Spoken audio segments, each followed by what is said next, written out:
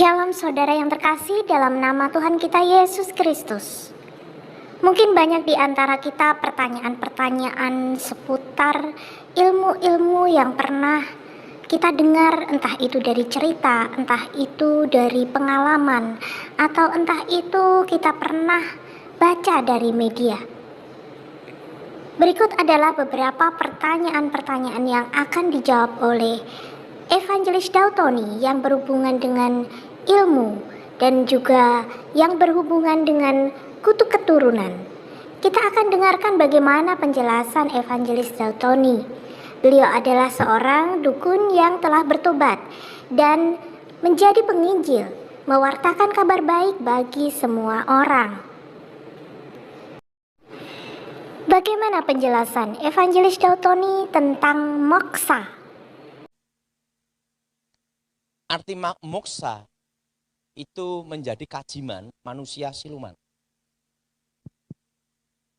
Tetap akan mengalami kematian dengan mati yang sama, tapi di alam gaib tubuhnya tidak diketemukan. Jadi yang disebut moksa itu sebelum saya bertobat itu hangus dengan api abadi. Jadi pada waktu bertapa seluruh badannya hilang. Itu kalau sudah sampai titik paling sempurna dalam ilmu batin. Nah, tapi sebenarnya itu bukan ke langit, masuk ke dunia gaib. Nah, masuk ke dunia gaib itu gimana? Jadi tubuhnya ini menyatu dengan dunia gaib, sehingga dia tetap hidup, nemuin keluarganya, tapi tidak bisa wujud gini nih. Biasanya suara atau orang tertentu yang bisa lihat. Tetapi akan mengalami kematian sama dengan manusia biasa. Tapi mayatnya masuk alam gaib, tidak diketemukan. Rohnya gimana? Ingat, tetap dunia orang mati. Mati kemana? Ya tetap neraka. Jelas? Jelas? Ya artinya moksa itu sebenarnya itu hangus api abadi. Nah setelah saya bertobat, saya ngerti itu. Sebelum bertobat saya paham persis. Itu masuk apa? Dunia gaib. Oke? Terakhir.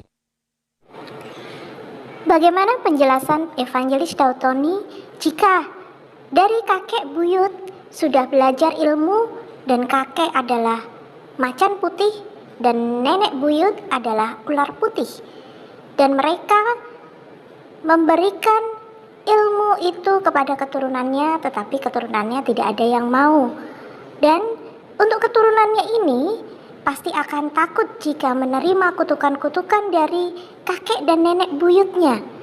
Nah, bagaimana cara melepaskan kutuk keturunan ini?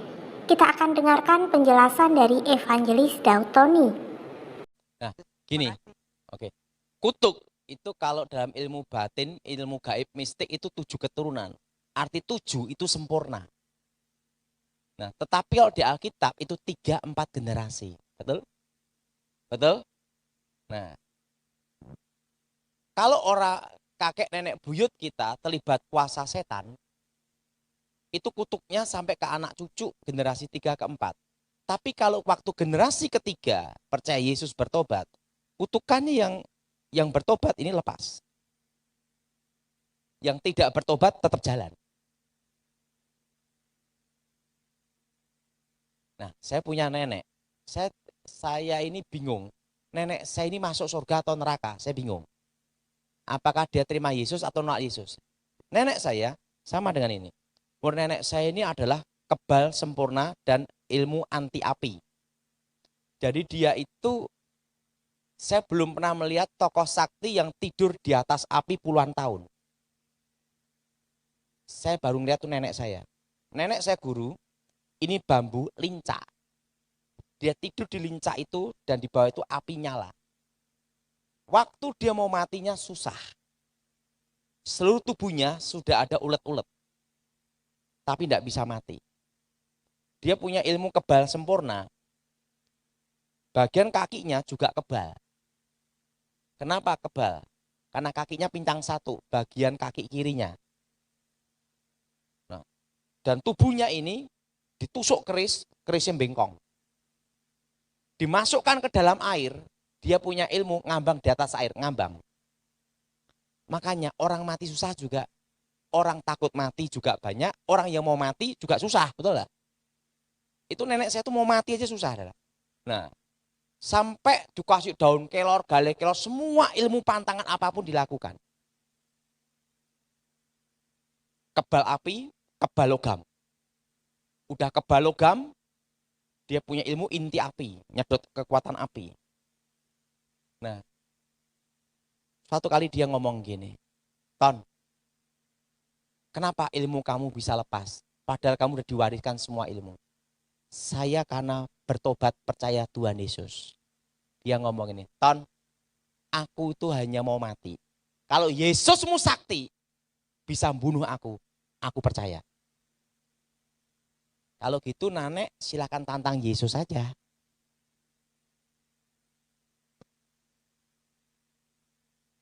Nenek saya ngomong apa? Yesus, kalau engkau sakti, bunuh saya. Belum selesai, langsung mati. Dan nenek saya itu punya ilmu poncosono.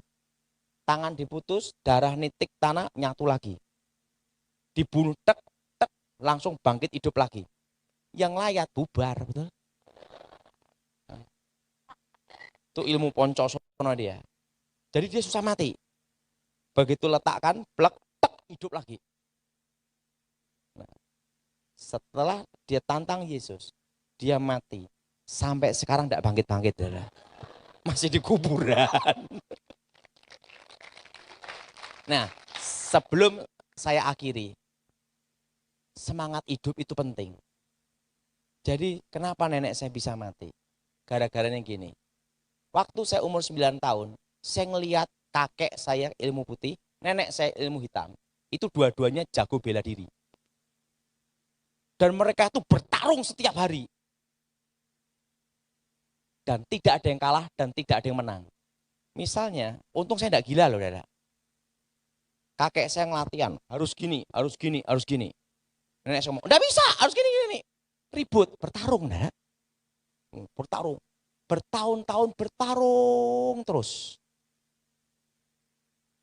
Setelah kakek saya meninggal, dia tidak ada teman bertarung. Di situ semangat hidupnya hilang.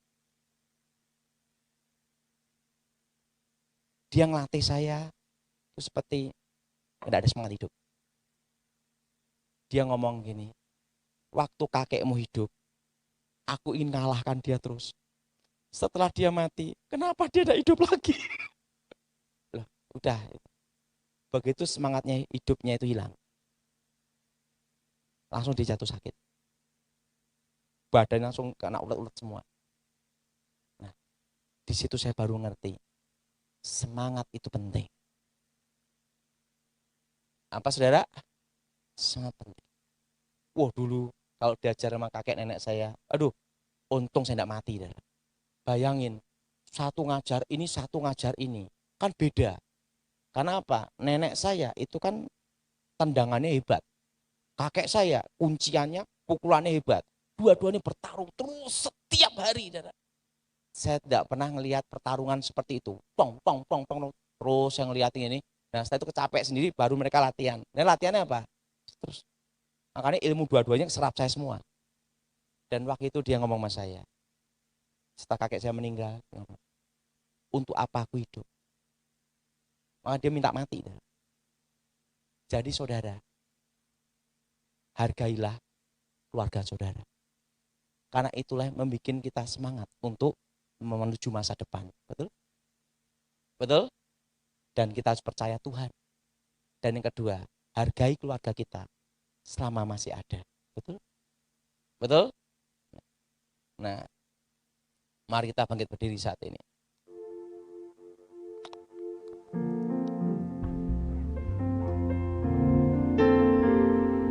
Saudara, angkat tanganmu saat ini. Ikutin semua untuk mematahkan kutuk. Dalam nama Tuhan Yesus, segala ikatan kutuk roh jahat, kuasa-kuasa setan, kuasa-kuasa kegelapan, kami hancurkan, kami putuskan, kami patahkan. Dalam nama Yesus, darah Yesus, hancurkan segala kutuk. Darah Yesus, hancurkan segala mantra. Darah Yesus, hancurkan segala setan. segala roh-roh jahat, roh-roh setan, roh-roh kutuk, roh-roh kegelapan, keluar dari hidup kami. Demi nama Yesus, darah Yesus, bebaskan kami. Darah Yesus, sucikan kami. Segala setan, segala jin, segala roh jahat, segala roh kegelapan, keluar. Demi nama Yesus, darah Yesus, bebaskan. Yang percaya katakan, silakan duduk. Saudara, sebelum saya selesai, saya mau kasih pesan satu hal. Hargailah keluarga saudara. Karena apa saudara? Saya lihat nenek saya, waktu kakek meninggal, dia tidak ada semangat hidup, tidak ada tujuan hidup, dan dia patah semangat dan dia meninggal. Jadi ingat saudara, selama saudara orang tua masih hidup, istri anak ada, hargailah. Kenapa? Itu sesuatu yang tidak bisa dibeli. Itu adalah anugerah. Mari kita menghargai hidup kita, menghargai keluarga kita, menghargai orang-orang yang selalu mencintai kita. Mereka adalah rumah kita. Mari selalu bersyukur, mengasihi mereka semua, karena itu adalah anugerah. Mari kita gunakan hidup kita untuk kemuliaan Tuhan. Tuhan Yesus memberkati.